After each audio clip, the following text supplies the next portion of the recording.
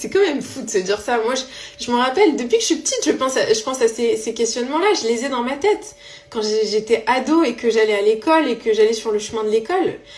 il n'y avait pas les téléphones, les réseaux sociaux comme aujourd'hui. J'ai pas envie de faire l'ancienne, mais c'est vrai. Et c'est vraiment quelque chose auquel je pense beaucoup aujourd'hui. Et ces derniers temps où je me dis, mais Mariam, avant,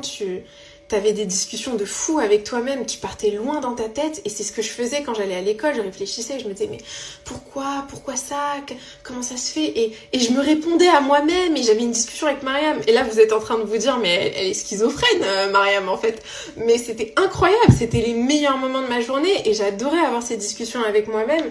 et je pense que quand tu commences à te poser toutes ces questions, et à réfléchir profondément à la vie, tu te rends compte que c'est juste magique, c'est incroyable cette vie, c'est incroyable le fait que